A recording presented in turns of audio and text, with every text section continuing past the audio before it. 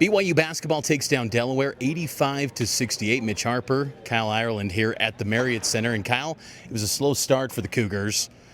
Delaware was up throughout the entire first half. BYU didn't get its first lead until the second half.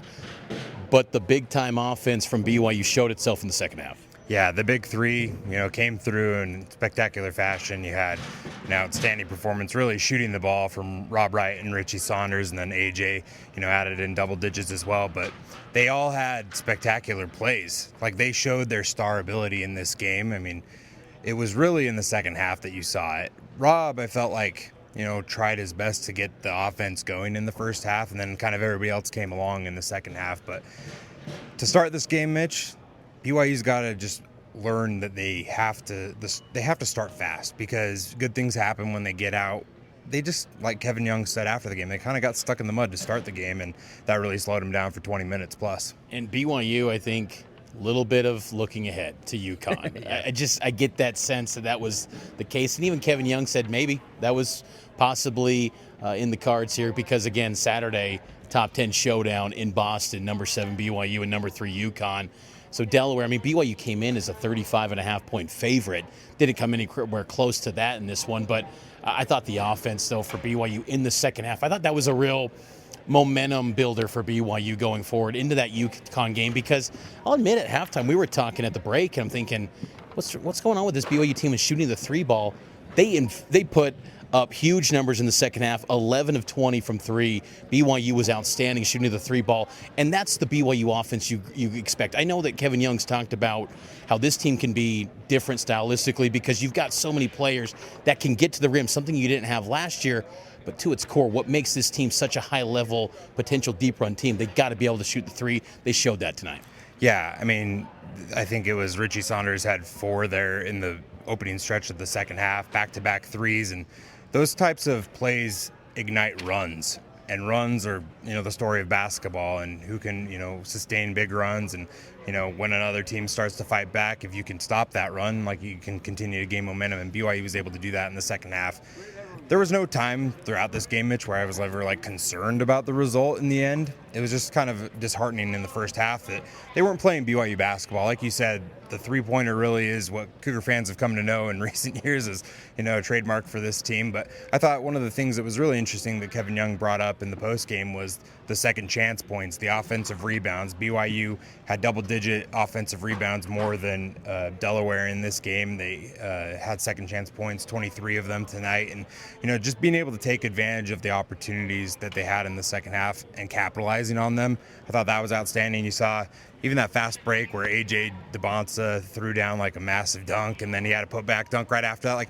Those two plays back-to-back just ignited the crowd and ignited this team. And, when BYU has their stars playing at star level, you're going to see a performance like you did in the second half. BYU's big three, the stars that you referenced, combined for 70 points tonight out of BYU's 85. Wright had a career-high 26 points. His previous career high in college was 24 against Kansas in a comeback win for the Baylor Bears. So a huge night for Wright. Richie tied the second highest point total that he's had in his BYU career. He's hit 26 about 3 times. He's had a 30-point game in his career, but Richie was excellent. And Dybantsa had a, I don't want to say quiet 18, but because those back-to-back dunks that he had, that got the Marriott Center crowd energized. And that's, I think, when they come to this building now, they're almost expecting some sort of spectacle from AJ Dybantsa, and he gave them that in those stretches there. But I thought it was a really productive game for BYU. Just, again, you're on a night where you don't have Kennard Moo Davis, who's dealing with Achilles tendon soreness, which Kevin Young pointed out that probably could have played, but they give him a breather and chance to get rested up before that UConn game on Saturday. Moo Davis is huge for this team, and I think that's kind of showed itself in the slow start as well in this one, because Davis is one of their best defenders. They need him, and I think it just kind of changes up everything with this team when you have a guy that's a key starter. Dawson Baker got his first career start in this game, but not having Moo Davis was noteworthy in this game. But it would seem like he should be able to be available against UConn. And BYU, though, really explosive team. Yeah, I think that you mentioned, just going back to the starting lineup being different tonight with Dawson, that throws off everything rotationally for Kevin Young as well. And so, and it's a rotation still with filling itself out without Nate Pickens. I mean, that's been going on. He's out for the season, but again, it's kind of it was a shortened bench tonight. Yeah, like Dawson goes 1 for 5 shooting the ball tonight, and he's going to be one of the top scorers off the bench for this team. And so, you got to take all those types of things into account. But I did think that Rob Wright's ability to shoot the ball tonight, especially from 3, he had some nice 3-pointers tonight. Richie Saunders and AJ Dybantsa had some excellent plays on the defensive end as well, Mitch. I thought that was really impressive from them. They were active on that end, especially, around the 15 to 10-minute mark in the second half. I saw a concerted effort from those guys in particular to put their stamp on this game. There were some kind of underrated. You look at the box score and say, maybe these guys didn't have much of an impact, but I thought I saw some signs, some flashes from like Tyler Moross. Remember in Tyler Moross in the exhibition season, he was on a minutes restriction. I think he's still kind of working his way back. Even Kevin Young noted that his day is coming eventually. And then I also thought at the end of the first half, Dominic Diamande, when he came in, it felt like BYU started to settle in a little bit offensively. I thought he gave some good minutes. And then near the end of the game, the athleticism, it was a missed alley-oop attempt, but my goodness, Dominic Diamande, a transfer from Washington, he is explosive. I mean, that's why, there was a lot of excitement about him up at Montlake, and BYU gets him. And Diamande is a guy that's coming off the bench, but he's got big-time ability. So you saw signs of that. I thought that was promising for the Cougars as well. Yeah. I mean, later on in the season, they're going to have to dig deep into the bench. At one point in time, there's going to be a game where, Diamande, some of these other guys, Tyler Moross, you're gonna expect to see a game now where he's going to make a big 3-pointer. He's going to come up clutch at some point in this season. Like, it's coming. And KY even admitted to that.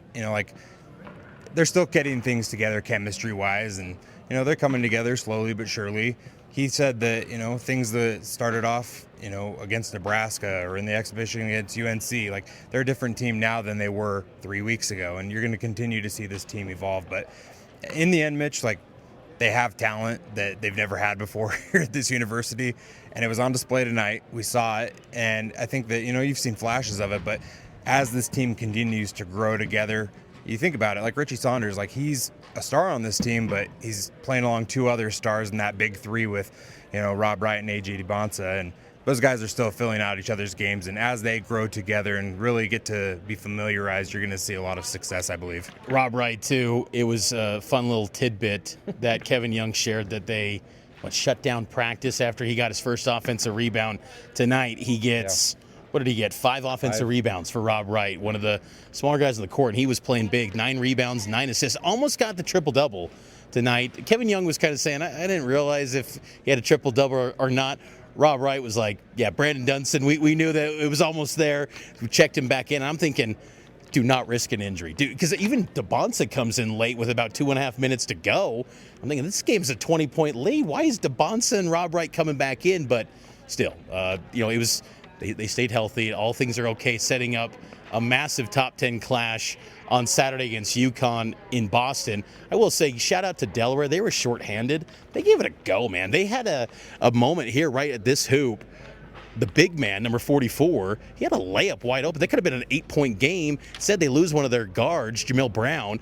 Then BYU goes out and takes advantage of the numbers. Richie Saunders buries a 3, and then BYU was off to the races from there. But Delaware gave it their best effort. Now BYU levels up, facing number 3 UConn. Just your early thoughts on that matchup and what that signals. I mean, top 10 clash. First time BYU is part of a top 10 clash in hoops since BYU versus San Diego State in the Mountain West Tournament Championship, Jimmer and Kawhi. So it's been a minute.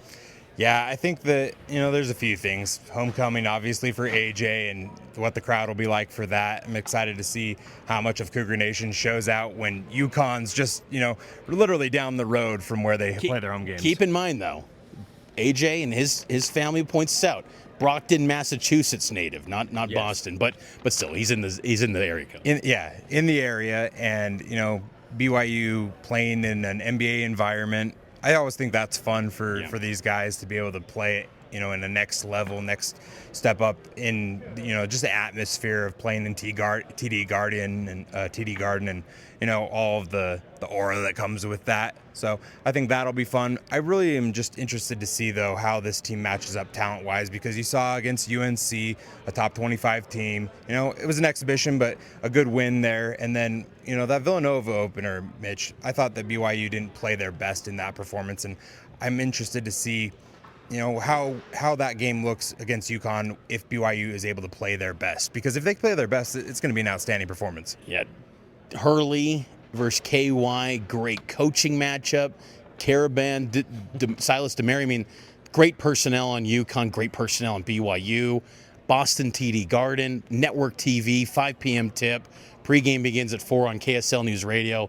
It's going to be a busy Saturday of Cougar sports. We'll have BYU UConn on KSL NewsRadio, and then BYU football taking on TCU as well. Full coverage of all BYU basketball news and notes throughout the season on KSLSports.com and the KSL Sports YouTube and KSL News Radio.